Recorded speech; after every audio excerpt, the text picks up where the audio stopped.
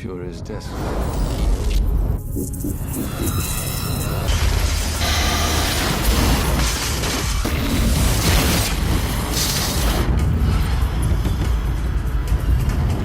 No virar do milênio, em 2000, o planeta Terra já se debatia com graves problemas de superpopulação e poluição ambiental.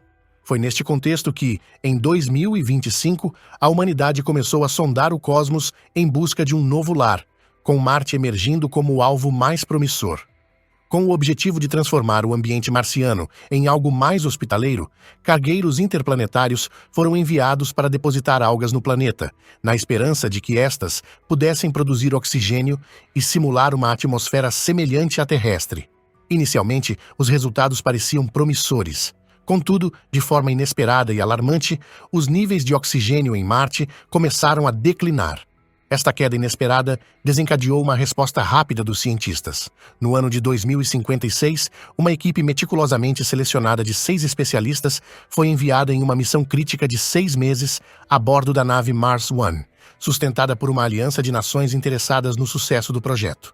A tripulação era liderada pela destemida comandante e piloto Kate Bowman. Com ela estavam o cientista-chefe Bud Chantilas, o copiloto Ted Santin, o engenheiro mecânico Robbie Gallagher, o renomado bioengenheiro Quinn Burchenau e o especialista em solos Chip Pettengill. Acompanhando-os estava Amy, um robô avançado com treinamento militar adaptado para a missão. Nos preparativos finais para o lançamento, todos os detalhes foram meticulosamente checados com a ajuda de Amy. Durante o 93º dia de viagem, uma conversa casual entre Pettengill e Santin sobre a distante Terra levantou sentimentos de nostalgia e esperança.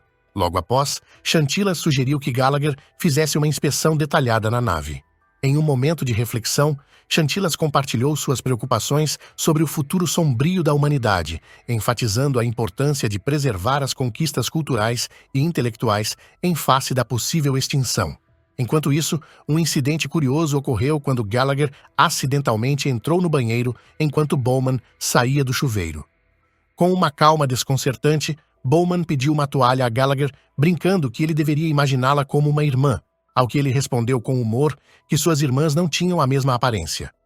Já depois de 100 dias de viagem, Gallagher realizava uma verificação diagnóstica em Amy quando Pettengill decidiu testar os reflexos de combate do robô. Ao ativar o modo militar de Amy, Gallagher surpreendeu a todos ao instruir o robô a simular um ataque a Pettengill, que se assustou, mas não foi ferido, pois Gallagher havia equipado Amy apenas com uma caneta, explicando que, embora desarmado, o robô ainda retinha suas capacidades de combate. No 182º dia da jornada, a equipe finalmente alcançou a órbita marciana. A busca era pelo módulo habitacional Heb-1, mas um imprevisto grave ocorreu. Uma explosão de raios gama atingiu diretamente a estação. Diante do perigo, Bowman agiu rapidamente, ordenando que todos se dirigissem à zona segura, a fim de se protegerem da radiação. Pouco depois, constatou-se que as reservas de energia da estação estavam em níveis críticos. Bowman, então, deu a ordem para que preparassem o veículo de extensão da missão para um lançamento imediato, antes que a estação ficasse completamente sem energia. O drama aumentou quando o sistema de lançamento automático falhou e Bowman teve que ficar para trás para acionar o lançamento manual. Enquanto o veículo se distanciava da estação, a inteligência artificial, Lucille, informava Bowman sobre problemas adicionais.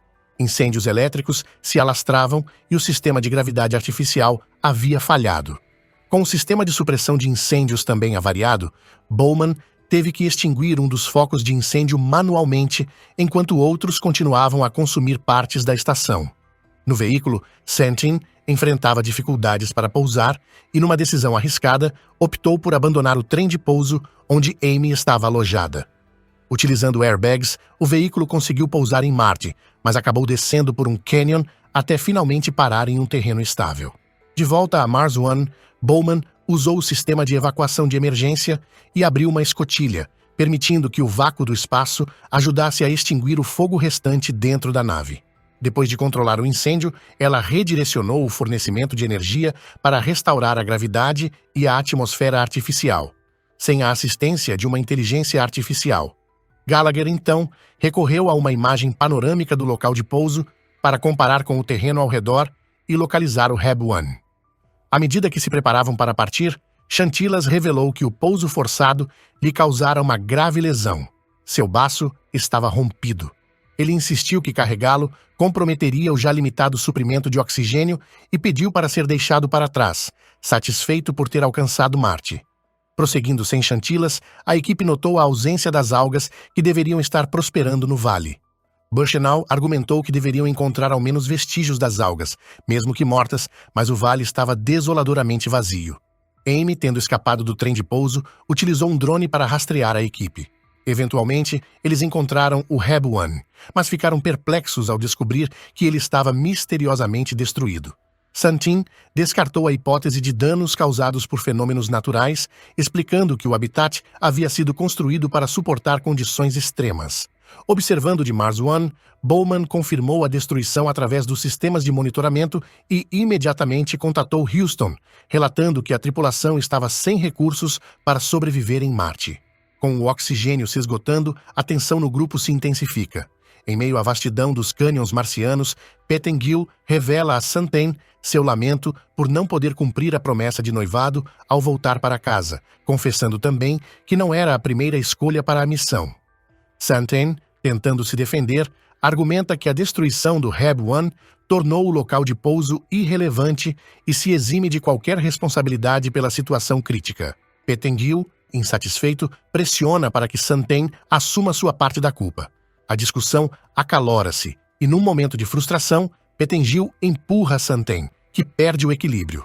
Apesar dos esforços de Pettengill para salvá-lo, Santen acaba caindo fatalmente.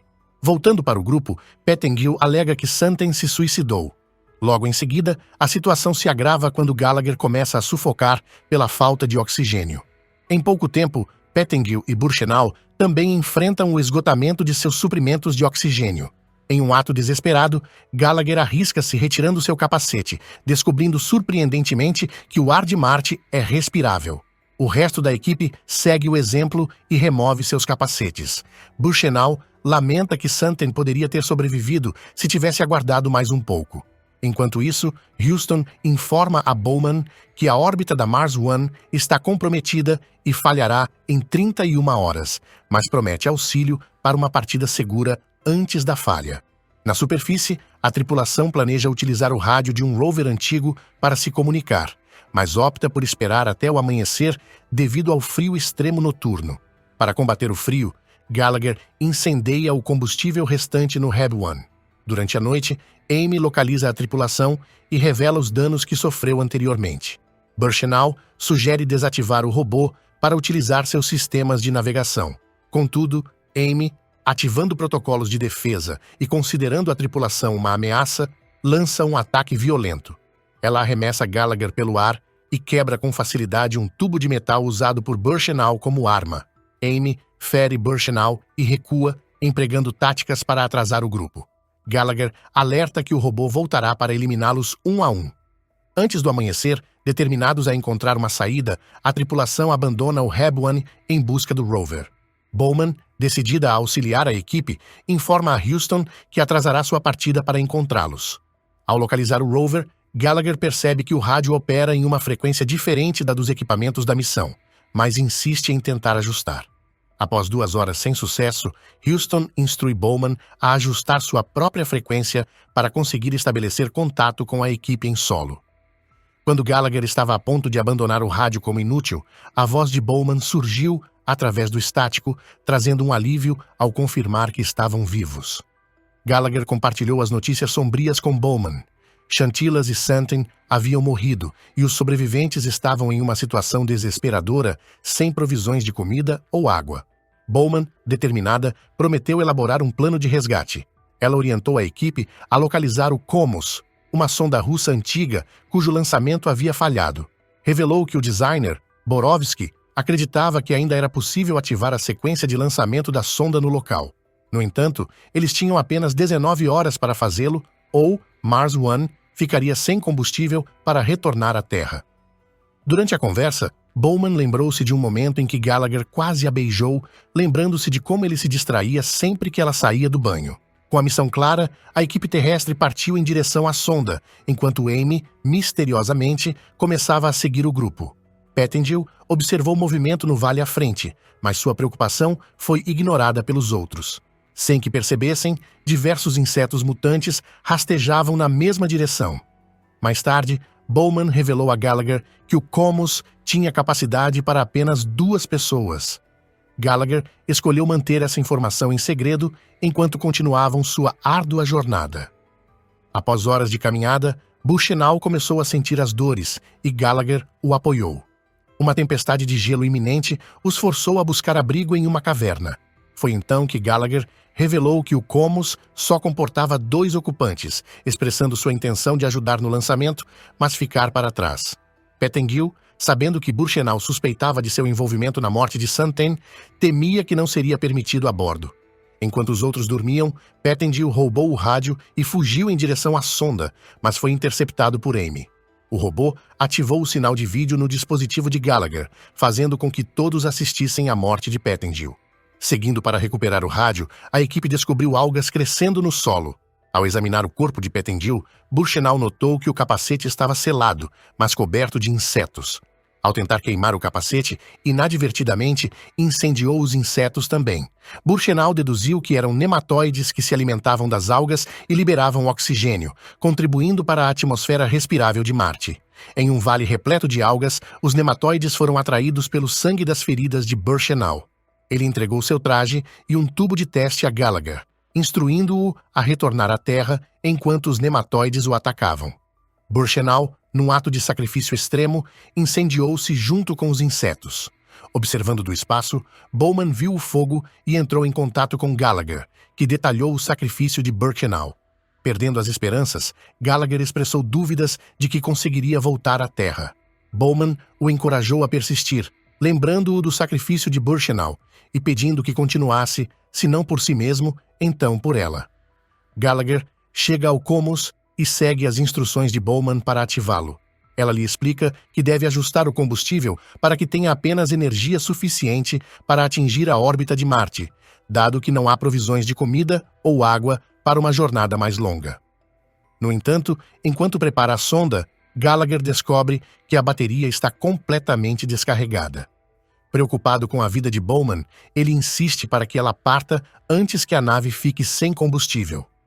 Antes de se despedir, ele revela a descoberta de vida em Marte, os nematóides que consumiram o Heb-1 e as algas, mencionando que Bushnell acreditava na capacidade das algas de produzir oxigênio suficiente para ajudar a Terra. Com um lamento por não ter beijado Bowman anteriormente, Gallagher se despede, com ela concordando que deveria ter feito isso. A conexão se encerra à medida que a estação espacial sai do alcance. No entanto, ao perceber Amy por perto, Gallagher tem uma ideia. Ele pode usar a bateria do robô para energizar o Comus. Ele se apressa em fazer os ajustes necessários na sonda, preparando-se simultaneamente para um possível ataque de Amy. Observando o monitor para localizar o robô, Amy rapidamente desativa o vídeo, mas logo aparece e inicia uma varredura dos sinais vitais de Gallagher, mirando em seu coração.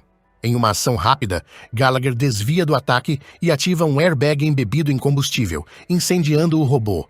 As chamas desencadeiam a sequência de autodestruição de Amy. Gallagher consegue recuperar a bateria de Amy antes que ela volte a atacar e cause uma explosão. Pouco depois de retirar a bateria, o drone de Amy colide com ela no solo, resultando em uma grande explosão. E aí, meus queridos Bigs? Este é o filme Planeta Vermelho. Já tinha assistido? Comente.